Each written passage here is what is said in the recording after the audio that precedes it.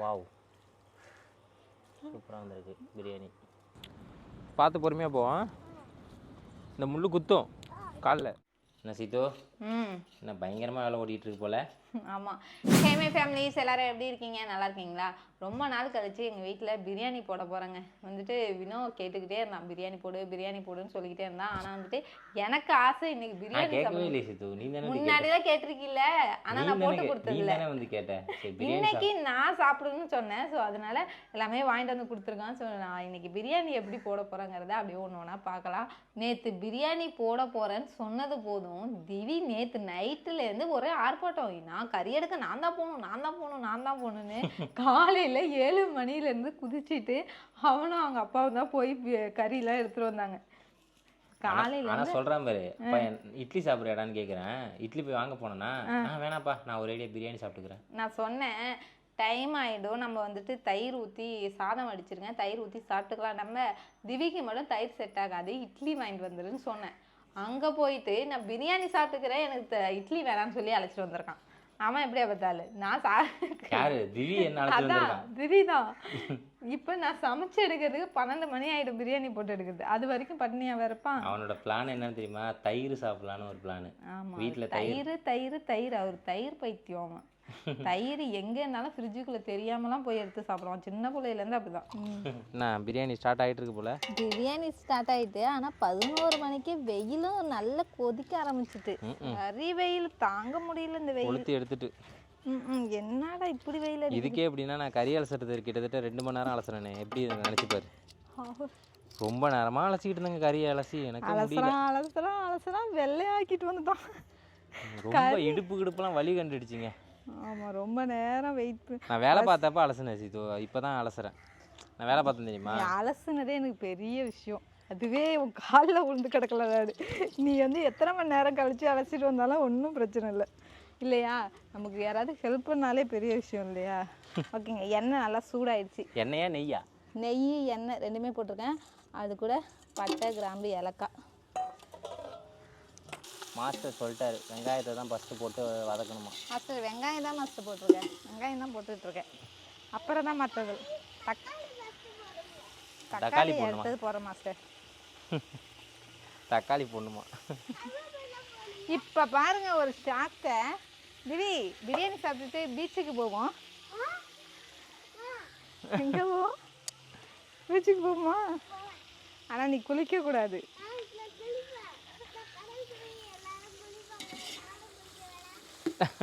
எல்லாரும் குளிப்பாங்க, நீ குழந்தை இல்லை, அதனால குளிக்க கூடாது.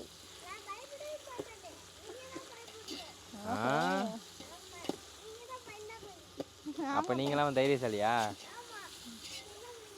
அப்புறம் வந்துட்டு நான் இது வரைக்கும் பெரிய பாத்திரத்தில் தான் போட்டிருக்கேன்.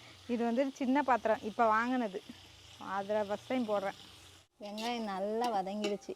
அடுத்தது இஞ்சி பூண்டு பேஸ்ட்.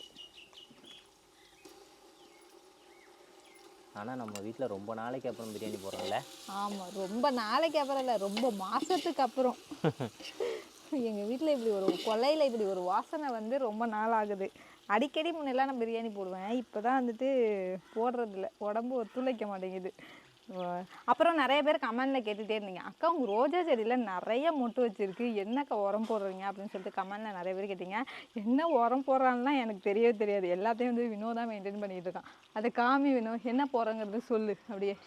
ஆமாம், பாருங்க சரியாக மொட்டு வச்சுருக்கு பாருங்க. இந்த இடத்துலலாம் நல்லா துளுர் அடிச்சிருக்கு ஃபுல்லாகவே.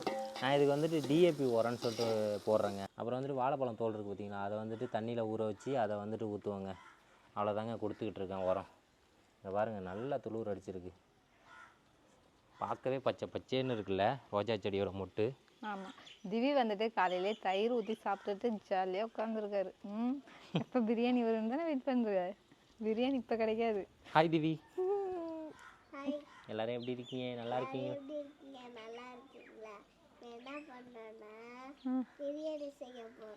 செய்ய போகிறோம்ல, செஞ்சுக்கிட்டு இருக்கோம். ரொம்ப நாள் கழிச்சு பிரியாணி செய்ய போறோம்.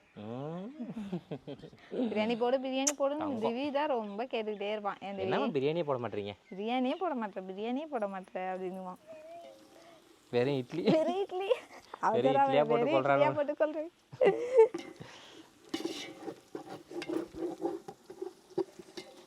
இதுக்காகவேங்க பிரியாணின்னு சொல்லிட்டு காலையில் வந்துட்டு நான் கறி எடுத்துகிட்டு வந்து அலசி கொடுத்ததுக்கப்புறம் சாப்பிடவே இல்லை. அந்த ஏன்னா இது வரைக்கும் சாப்பிடல. அலசுனது வந்துட்டு ஒரு மாதிரி இருக்குன்னு சொல்லிட்டு இது வரைக்கும் சாப்பிடவே இல்லை சார். நான் ஒரேடியாக குளிச்சுட்டு தாங்க சாப்பிடுவேன்.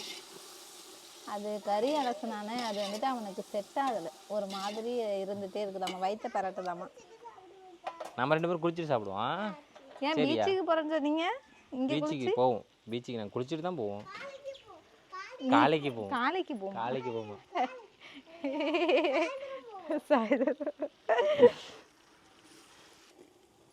அடுத்தது பிரியாணி மசாலா. பிரியாணி மசாலா தங்கம். அப்புறம் காரத்தூள் கொஞ்சம்.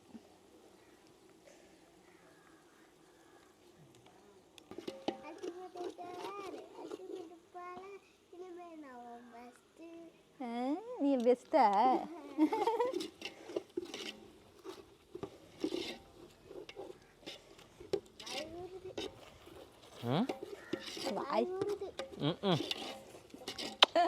சாப்பிட்ற மாதிரி தான் அப்படியே ஆக்ஷன். இது ஆக்ஷன் மேடம். இது ஆக்ஷன். இது எனக்கு தெரியுது ஆக்ஷன். ஆக்ஷன்.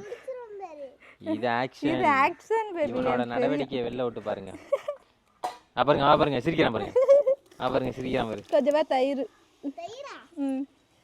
அப்பா தயிர் சாப்பிடணும்ல எனக்கு ஆசையா இருந்துச்சு. தயிரை போட்டீங்க. பெரிய விருந்துக்கு மாதிரில ரெடி ஆகிட்டு இருக்கு. எல்லாரும் சாப்பிடணும்ல. சிக்கனுக்கு கொஞ்சமாக உப்பு போட்டுட்டு அப்படியே மசாலாவோட நல்லா கிளறணும்.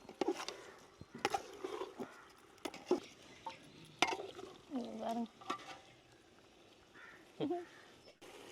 தேவையான அளவு தண்ணி ஊற்றிட்டு ஒரு டம்ளருக்கு 1.5 டம்ளர் தண்ணி அளவு.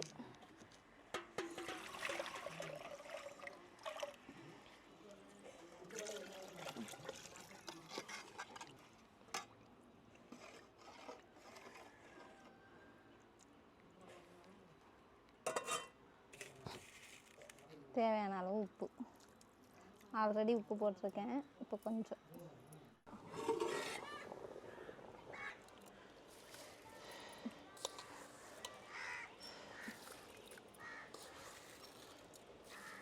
தம் போட்டு பிரியாணி ரெடி ஆயிடுச்சுங்க. தம் போட்டதெல்லாம் எடுக்க முடியல. ஏன்னா வினோ தான் எனக்கு ஹெல்ப் பண்ணிட்டு இருந்தானா. நாங்கள் 2 பேரும் சேர்ந்து பண்ணிட்டு இருந்ததுனால நாங்கள் வீடியோ எடுக்கவே இல்லை. இங்கே பாருங்கள் பிரியாணி எப்படி வந்திருக்குன்னு.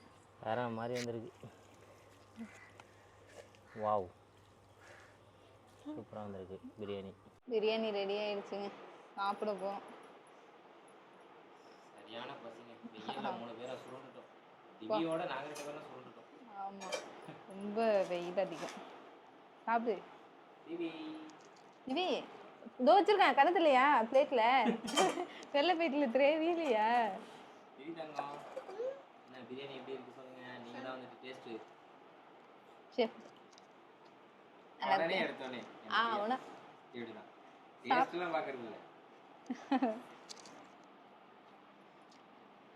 நீங்கள் செஞ்ச பிரியாணி நீங்கள் தான் சொல்லணும். சூப்பராக இருக்கு. சூப்பரா இருக்கு. சூப்பரா இருக்கு. சரி சரி, அவ்வளோதாங்க. நம்ம சாப்பிட்டுட்டு அதுக்கப்புறம் வந்துட்டு பீச்சுக்கு போவோம். பீச்சுக்கு போவோம். வீட்டுக்கு பாப்போம். சூப்பராக இருக்குங்க. இப்போ வந்து நம்ம எங்கே இருக்கோன்னு பார்த்தீங்கன்னா கடலுக்கு தாங்க போயிட்டுருக்கோம். சாப்பிட்டுட்டு ரெஸ்ட் எடுத்துட்டு 1:30 மணிக்கு தான் சாப்பிட்டுட்டு தூங்கினேன். நாங்கள் தான் எங்க நீங்கள் தூங்குனீங்க, எனக்கு தூக்கம் வரல. நீ தூங்கலைன்னா அதுக்கு நாங்கள் என்ன பண்ண முடியும்? நானும் திவி நல்லா தூங்கி 3:30க்கு தான் எழுந்திரிச்சோம். ரெடி ஆகிட்டாரு குளிக்கிறதுக்கு. திவி எழுந்திரிக்கவே மாட்டேன்னு சொன்னான் இவன். ஆமாம், கடலுக்கு போகணுன்னு சொன்னோன்னே போதும் திடீர்னு எழுந்திரிச்சு வாங்க போகலான்ட்டான். கடலில் போய் குளிக்க கூடாதுங்க. குளிக்குவேன். குளிக்குவேன். சும்மா பார்க்கணும். உன்னை பார்க்கறதுக்கு தான் கூப்பிட்டு வந்திருக்கேன். அதுதான் ஸ்நாக்ஸ்லாம் எடுத்து வந்திருக்கேன் பாரு. ஓடு ஓடு ஓடு ஓடு ஓடு ஓடு ஓடு ஓடு ஓடு. அந்த அளவுக்கு என்னால் முடியாத முடியாது சாமி. வாவ், சூப்பராக இருக்குல்ல? செம்ம வியூ. எங்கள் கடலுக்கு வந்தாலே ஒரு ஃப்ரீ மைண்ட் செட்டு. ஆமாம், மைண்டு ரிலாக்ஸாக இருக்கும். ஃப்ரீயாக இருக்குது. என்ன கவலை இருந்தாலும் இதில் வந்தால் அப்படியே மறைஞ்சிடுங்க. யாரு? இங்கே வா தாங்க, இங்கே வா, இப்படி வா, அங்கே போகக்கூடாது, இப்படி வழி இங்கே இருக்கு பாரு, இப்படி வா. தங்கத்துக்கு அவ்வளோ பிடிக்கும் கடல். அவனுக்காக தான் கடலுக்கே வருவோம். வாரத்தில் என்னைக்காவது அவனுக்காக மட்டும்தான் கடல் பக்கமே எட்டி பார்க்கறது. முன்னெல்லாம் எனக்கு பிடிக்கும், இப்போ அழுத்து போயிட்டு. சரியான காத்துடி, வீட்டில் அப்படியே ஓவராக அவிய ஆரம்பிச்சிட்டு. ஆமாம், இங்கே வந்ததுக்கப்புறம் சரியான காத்துங்க. இங்கே எப்பயுமே வேற மாதிரி ஃபீலு. ஊழி கப்பல் ஆமை செத்து கிடக்கு, அதை வந்துட்டு இவ்வளோ ஷாக்காக பார்க்குறான். ஐயோ, ஆமை இவ்வளோ பெரிய ஆமையோ? பெரிய ஆமை, 2 ஆமை செத்து கிடக்குன்னு நினைக்கிறேன். 4 ஆமை செத்து கிடக்கு. 4ஆ? 5. அது ஓடு ஆமாம், அந்தாண்ட உள்ளது நினைக்கிறேன். வாங்க காமிக்கிறாங்க, வா பார்ப்போம். பார்த்து பொறுமையாக போவோம். இந்த முள்ளு குத்தும் காலில். ஆமாம், வலிக்கும். பாதி ஆமைய பாரு.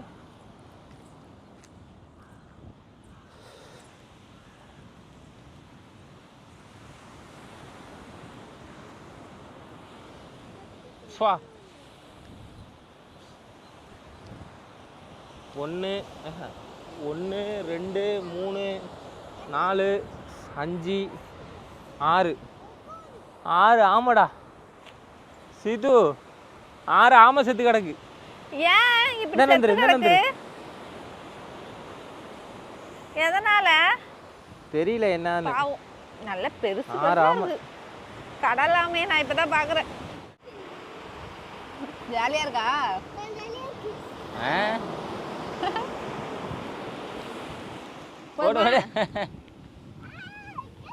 பொறுமையா அப்படி உழுவாத, வலிக்கும். நீ சின்ன பிள்ளைல இப்படிதான் ஏய் ஏய் அப்படிலாம் கத்துவ. சின்ன பிள்ளைல அப்படிதான் கத்துவ. பாத்து பாத்து உனக்கு தான் வலிக்கும், போய் விழுந்தினா. உட்காந்து குளி. நீ குளிக்கல? நான் குளிக்கலப்பா. ஏன்? நான் வீட்லயே போய் குளிச்சுக்கிறேன். டயர்டா இருக்கு, என்னன்னு தெரியல. நான் ஸ்நாக்ஸ் பண்ண குளிக்கிறேன்னு சொல்லிட்டு தானே வந்தேன். குளிக்கிறேன்னு தான் வந்தேன், ஆனா குளிக்க பிடிக்கல. அப்படியே வீட்ல இருந்துட்டு வந்து எல்லாத்தையும் எடுத்துட்டு வந்துட்டியா மாவரைக்கிறதுக்கு? போட்டியாளருக்கு தண்ணி கொடுங்கப்பா.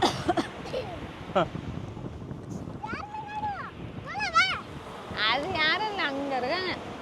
அவ்வளோதாங்க, கடல் ஆசை புரிஞ்சுட்டா திவி? கடலுக்கு வந்துட்டு நாங்கள் வீட்டுக்கு கிளம்பிட்டோம். திவி வந்துட்டு இந்த சண்டே ரொம்பவே ஹாப்பியாக இருந்திருப்பான். ஜாலியாக இருந்தில, பிரியாணி, கடலுக்கு வரணும், உன்னோட 2 ஆசை நிறைவேற்றியாச்சு. ஓகேங்க, இந்த விளாக் அவ்வளோதான். அடுத்த விளாகில் பார்க்கலாம். பாய். பாய் சொல்லிட்டாங்க.